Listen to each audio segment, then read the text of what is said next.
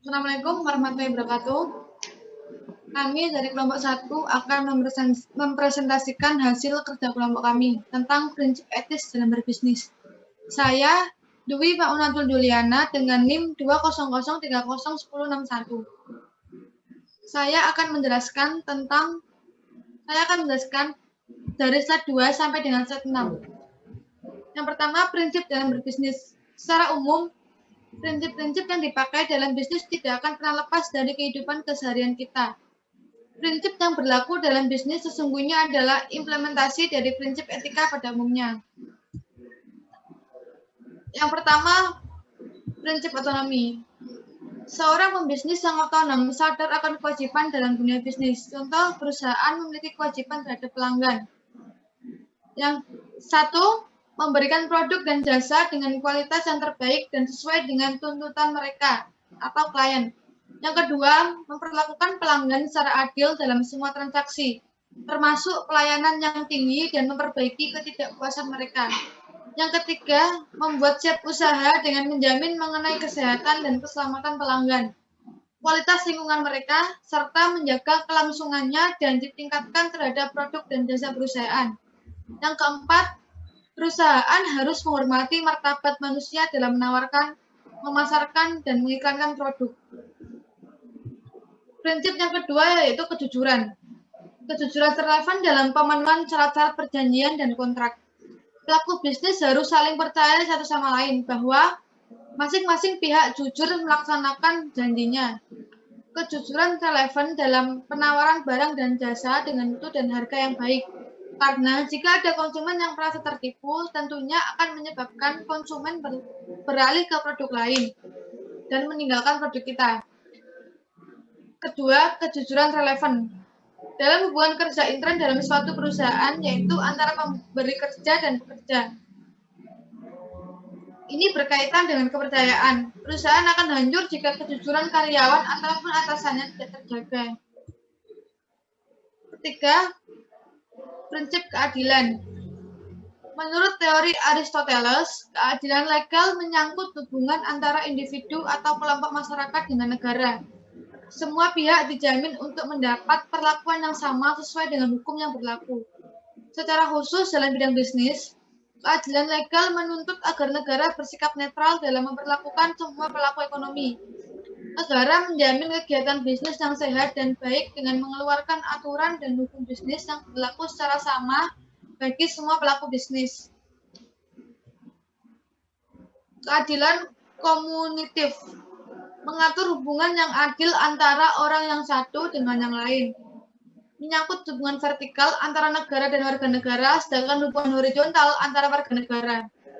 Dalam keadilan ini berlaku sebagai kejadian tukar, yaitu menyangkut pertukaran yang fair antara pihak-pihak yang terlibat. Kemudian keadilan distributif atau disebut juga dengan ekonomi.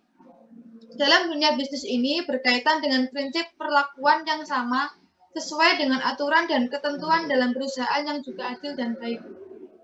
Selanjutnya akan dijelaskan Putri Dwi. Saya Putri Dwi Rahayu dengan NIM 2301049 akan menjelaskan dari slide 7 sampai slide ke-11. Prinsip saling menguntungkan. Menuntut agar semua pihak berusaha untuk saling menguntungkan satu sama lain. Dalam dunia bisnis, prinsip ini harus melahirkan suatu win-win situation. Next.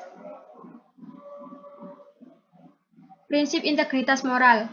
Prinsip ini menyarankan dalam berbisnis layaknya dijalankan dengan menjaga nama baik perusahaan dan nama baiknya. Prinsip ini juga menjadi dasar dan jiwa dari semua aturan bisnis, walaupun prinsip lainnya juga tidak akan terabaikan. Menurut Adam Smith, prinsip keadilanlah yang paling penting dalam berbisnis, sedangkan menurut Velazquez menyebutkan ada empat prinsip yang dipakai dalam berbisnis, yaitu 1. Utilitarisme. Prinsip ini menyatakan bahwa tindakan dan kebijakan perlu dievaluasi berdasarkan keuntungan dan biaya yang dibebankan kepada masyarakat. Sebuah prinsip moral yang mengklaim bahwa sebuah dianggap benar apabila mampu menekan biaya sosial dan memberikan keuntungan sosial yang lebih besar. Yang kedua, hak. Hak merupakan sebuah sarana atau cara yang penting dan bertujuan agar memungkinkan individu untuk memilih dengan bebas apapun kepentingan atau aktivitas mereka dan melindungi pilihan-pilihan mereka. Hak kebebasan dan kesejahteraan orang lain harus dihormati. Hak moral semacam ini memiliki 3 karakteristik penting yang memberikan fungsi pemungkinan dan perlindungan pertama. Hak moral sangat erat kaitnya dengan kewajiban, di mana kewajiban secara umum merupakan sisi lain dari hak moral. Kedua, hak moral memberikan otonomi dan kesetaraan bagi individu dalam mencari kepentingan-kepentingan mereka. Yang ketiga, hak moral memberikan dasar untuk membenarkan tindakan yang dilakukan seorang dan untuk melindungi orang lain. Keadilan. Masalah keadilan dapat dibagi menjadi 3 kategori, yaitu keadilan distributif atau yang berkaitan dengan distribusi yang adil atas keuntungan dan beban dalam masyarakat, dan keadilan retributif, pemberlakuan yang adil pada pihak-pihak yang melakukan kesalahan. Keadilan kompensasif, cara yang adil dalam memberikan kompensasi pada seseorang atas kerugian yang mereka alami akibat perbuatan orang lain. Perhatian atau caring, prinsip-prinsip umum yang diterapkan dalam Roundtable Principles for Business, yaitu 1. Tanggung jawab bisnis, 2. Dampak ekonomi dan sosial bisnis, inovasi, keadilan, dan masyarakat dunia. Bisnis harus berpartisipasi dalam pengembangan ekonomi. Yang ketiga, perilaku bisnis, 4. Menghargai aturan, 5. Mendukung perdagangan multilateral, 6. Menghormati lingkungan, 7. Menghindari praktik-praktik yang kotor. Selanjutnya akan dilanjutkan oleh Sylvia. Saya Sylvia Soimi dengan NIM 2301046. Saya akan menjelaskan slide 12 sampai 16. Hukum Islam juga menyebutkan bagaimana prinsip-prinsip dalam berbisnis. 6 prinsip etika bisnis Islami. Yang pertama, prinsip tauhid yang memadukan semua aspek kehidupan manusia sehingga antar etika dan bisnis terintegrasi, baik secara vertikal maupun secara horizontal. Kedua, prinsip pertanggungjawaban. Ketiga, prinsip keseimbangan atau keadilan. Keempat, prinsip kebenaran terkandung 2 unsur penting, yaitu kebajikan dan kejujuran. Kebajikan dalam bisnis ditunjukkan dengan sikap kerelaan dan keramahan dalam bermuamalah. Sedangkan kejujuran ditunjukkan dengan sikap jujur dan semua proses bisnis yang dilakukan tanpa adanya penipuan sedikitpun. Yang kelima, persaudaraan dan persamaan. Tidak ada tempat bagi seorang pembisnis untuk melakukan diskriminasi karena perbedaan ras atau suku.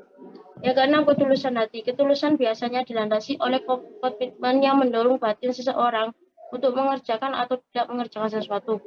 Next. Peranan nilai dalam etika bisnis ada 2. Yang pertama, nilai terminal. Terminal value adalah keadaan yang diinginkan seseorang dan bisnisnya, baik sebagai nilai yang dimaknai sebagai kepercayaan bersama atau norma kelompok, dan telah diserap, internalisasi dan individu berupa modifikasi. Norma yang dimaknai sebagai kepercayaan yang dianut dengan konsensus dari suatu kelompok sehubungan dengan kaidah perilaku untuk anggota individual, pekerja, karyawan sebagai mitra kerja, maupun pemilik usaha atau pembisnisnya. Termasuk dalam nilai-nilai terminal ini antara lain adalah sesuatunya indah, persamaan hak, kebijaksanaan, dan kenyamanan hidupnya. Yang kedua, nilai incremental. Incremental value adalah cara tingkah laku yang diinginkan untuk mencapai nilai terminal. Contoh dari nilai incremental adalah tingkah laku sopan, bertanggung jawab, pengendalian diri, pengendalian emosi, dan sikap ambisi. Next. Sumber-sumber nilai etika dalam berbisnis. Sumber-sumber yang dapat dan layak digunakan seseorang atau pelaku bisnis bagi kegiatan-kegiatan bisnis yang bernilai etika antara lain adalah filsafat, pengamalan budaya, hukum, dan agama. Next. Filsafat. Pada zaman Yunani kuno, pemikiran tentang salah dan benar telah dikemukakan antara lain oleh Socrates 470-399 SM yang menyatakan bahwa manusia itu ada untuk suatu tujuan dan bahwa salah dan benar memainkan peranan yang penting dalam mendefinisikan hubungan seseorang dengan lingkungan sesamanya. Menurutnya, kebajikan berasal dari pengetahuan diri dan bahwa manusia pada dasarnya adalah jujur dan kejahatan merupakan suatu upaya akibat salah pengaturan yang membebani kondisi seseorang. Secara hakiki, seseorang itu bersih dan suci dari segala dosa dan celah. Namun lingkungan dan simulasilah yang menjadikannya berperilaku tercela dan berbuat berbagai dosa. Maka Socrates meminta kepada semua orang untuk mengetahui diri kita sendiri sebelum berusaha untuk mengenali orang lain. Harapannya itu terungkap dalam moto, kenalilah dirimu. Next. Pengalaman dan perkembangan. Bangsa Indonesia sebagai bangsa-bangsa lain di Asia memiliki ciri khas budaya, kekeluargaan, kerjasama, dan hubungan kekerabatan yang kental. Kita tidak perlu referensi kepada budaya korupsi, kolusi, dan nepotisme KKN yang bernilai etika negatif pada masa Orde Baru, dan sayangnya budaya yang buruk tersebut hingga kini masih eksis di Indonesia. Selanjutnya akan dijelaskan oleh teman saya, yaitu Fadila. Saya Fadila Prawesti dengan 130.4 akan menjelaskan dari slide 17 sampai slide 21. Hukum. Selain hukum moral, biasanya tertulis dalamnya ditulis berdasarkan informasi data etika, mengadopsi aturan-aturan yang berlaku pada suatu daerah, negara, atau kesepakatan hukum internasional dengan sistem hukum yang ada, dan ditambah dengan hukum agama dan adat. Sebenarnya Indonesia tidak kekurangan referensi etika yang berasal dari hukum. Sejarah. Beberapa dari sikap dan perilaku yang lebih penting yang dipengaruhi oleh budaya adalah sebagai berikut. 1. Rasa diri dan ruang. 2. Komunikasi dan bahasa. 3. Pakaian dan penampilan. 4. Makanan dan kebiasaan makan. 5. Waktu dan kesadaran akan waktu. 6. Hubungan, keluarga, organisasi pemerintah, dan sebagainya. 7. Nilai dan norma. 8. Kepercayaan dan sikap. 9. Proses mental dan pelajaran. 10. Kebiasaan kerja dan praktik. Next. Agama. Menurut pandangan Islam, etika manajemen bisnis berdiri atas 4 pilar, yakni pertama, tauhid, yang berarti bahwa sebagai aset dan transaksi bisnis yang terjadi di dunia adalah milik Allah, manusia hanya mendapatkan amanah untuk mengelolanya. Kedua, adil, artinya segala keputusan yang menyangkut transaksi dengan lawan bisnis atau kesepakatan kerja harus dilandasi dengan akad saling setuju dengan sistem profit and loss sharing. 3. Kehendak bebas. Dalam hal ini, manajemen Islam mempersilahkan umatnya untuk menumpukan kreativitas dalam melakukan transaksi bisnisnya sepanjang memenuhi asas hukum ekonomi Islam, yaitu halal. Dan keempat, pertanggungjawaban. Semua keputusan seorang pemimpin harus dipertanggungjawabkan oleh yang bersangkutan. Dalam ajaran Islam, etika bisnis ditekankan pada 4 hal. Next. Contoh kasus, dijilat, diputar, dan dicelupin. Itulah sepenggalan kata yang selalu masyarakat dengar dari salah satu perusahaan biskuit ternama Kraft Indonesia, Oreo, sekitar 2 tahun ini. Brand image dengan yel yang mudah dicerna seperti kasus di atas sangat melekat pada anak-anak. Segmentasi PT Nabisco tepat dalam mengeluarkan produk biskuit coklat berlapis susu ini, yakni anak-anak. Ada pepatah yang mengatakan tak ada satupun orang tua yang tidak menyayangi anaknya. Itu merupakan ungkapan yang tepat bagi orang tua yang mempunyai terlebih anak yang masih berusia kecil. Kekhawatiran orang tua ini menjadi membludak sebab diisukannya biskuit Oreo yang merupakan biskuit favorit anak-anak mengandung bahan melamin. Hal ini cukup berlangsung lama di dunia perbisnisan sehingga tingkat penjualan menurun drastis. BPOM dan Dinas Kesehatan mengatakan bahwa Oreo produksi luar negeri mengandung melamin dan tidak layak untuk dikonsumsi karena berbahaya bagi kesehatan, maka harus ditarik dari peredarannya. Pembersihan nama Oreo pun sebagai biskuit berbahaya cukup menguras tenaga bagi public relation PT Nabisco.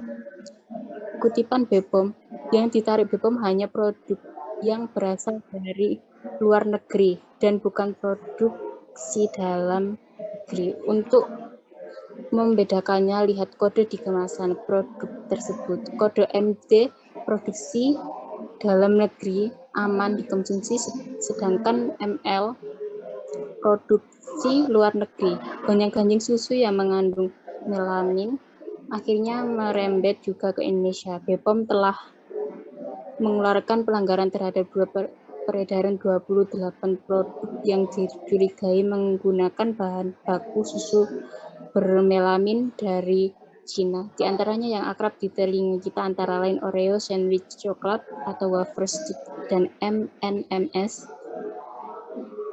Maaf kalau mengecewakan para penggemar Oreo, tapi ini kenyataan. Ini bukan hoax. Selain Oreo dan M&M's, ada beberapa produk yang diduga mengandung bahan susu dari Cina seperti es krim, Indomie, susu Dutch Lady, dan lain-lain. Seperti diketahui, heboh susu dan produk turunannya yang mengandung formalin telah mengguncang Cina karena telah merenggut 4 bayi dan menyebabkan sekitar 6.244 bayi terkena penyakit ginjal akut. Next. Pelanggaran-pelanggaran yang diantaranya: 1. Pelanggaran bisnis terhadap hukum, 2. Pelanggaran etika bisnis terhadap transaksi, 3. Pelanggaran etika bisnis terhadap akuntabilitas, 4. Pelanggaran etika bisnis terhadap prinsip pertanggungjawaban, 5. Pelanggaran etika bisnis terhadap prinsip kewajaran, 6. Pelanggaran etika bisnis terhadap prinsip kejujuran, 7. Pelanggaran etika bisnis terhadap prinsip empati. Sekian dari kelompok kami. Ada kata yang tepat, mohon maaf yang sebesar-besarnya. Wassalamualaikum warahmatullahi wabarakatuh.